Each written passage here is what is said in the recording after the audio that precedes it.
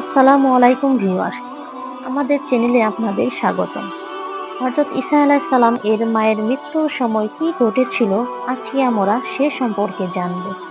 হযরত মারিয়াম এবং তার পুত্র ঈসা আলাইহিস সালাম একটি কুটিরে বসবাস করছিলেন। একদিন হযরত মারিয়াম তার পুত্রকে ফল আনতে বনে পাঠালেন। তখন কুটিরে তিনি একা ছিলেন। এমন সময় মৃত্যুর ফেরেশতা আজরাইল আলাইহিস সালাম তার কাছে এসে উপস্থিত হলেন। হযরত মারিয়াম তাকে দেখে ভীষণ ভয়ে আতঙ্কিত হয়ে বললেন, আপনি কে? এখানে কেন এসেছেন? কি উদ্দেশ্যে এসেছেন?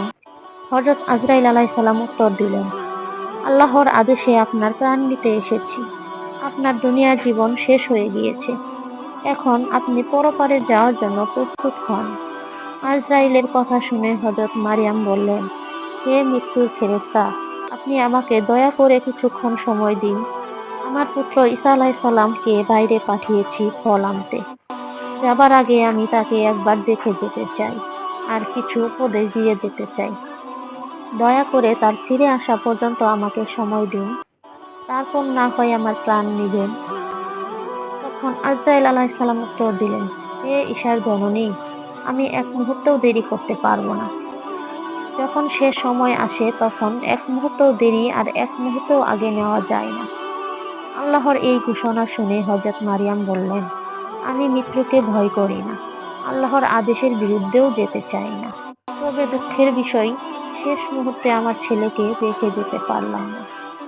যাই হোক, আল্লাহ তাআলা যা করেন তা মঙ্গলের জন্যই করেন। তারপর আজরাইল আলাইহিস সালাম হযরত মারিয়ামের রূহ কবজ করলেন। ইন্না লিল্লাহি ওয়া ইন্না ইলাইহি রাজিউন। হযরত মারিয়ামের নিথর দেহ মাটিতে পড়ে রইল। কিছুক্ষণ পর হযরত ঈসা আলাইহিস সালাম ফলমূল নিয়ে ফিরে আসলেন। এসে দেখলেন তার মা মাটিতে শুয়ে আছে।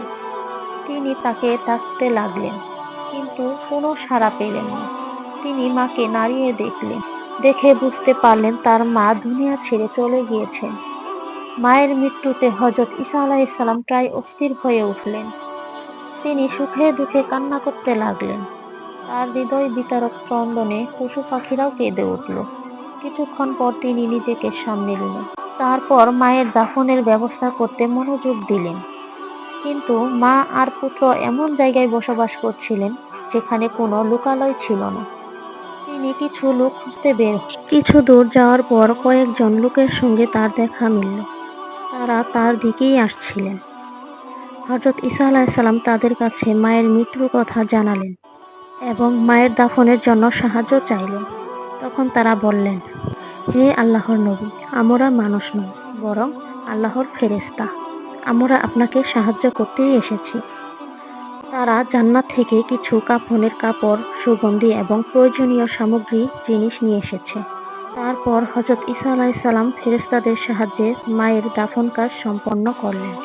দাফনের পর হযরত ঈসা আলাইহিস সালাম আল্লাহর দরবারে বললেন, হে আমার প্রতিপালক, তুমি তো আমাকে মৃত মানুষকে জীবিত করার ক্ষমতা দিয়েছ। আমার ইচ্ছে আমার মৃত মাকে একবার জীবিত করে তার সঙ্গে কিছু কথা বলি। মহান আল্লাহ তাআলা তাকে অনুমতি দিলেন। তখন হযরত ঈসা আলাইহিস সালাম কুম বিইজনিল্লাহ বলে তার মাকে জীবিত করলেন এবং জিজ্ঞেস করলেন, হে আমার জননী, পৃথিবীতে কোন সময়টি আপনার কাছে সবচেয়ে কষ্টকর মনে হয়েছিল? তিনি বললেন, জান কবজের মুহূর্ত আমার কাছে সবচেয়ে কষ্টকর সময় ছিল। এরপর তিনি তার ছেলে ঈসা আলাইহিস সালামকে কিছু উপদেশ দিয়ে পুনরায় আবার মৃত অবস্থায় ফিরে গেলেন। ছোটবেলা থেকেই হযরত ঈসা আলাইহিস সালাম মায়ের মতো আল্লাহর ইবাদতের প্রতি তার গভীর মনোরাগ ছিলেন। অধিকাংশ সময়ই তিনি আল্লাহর ইবাদতে কাটাতেন।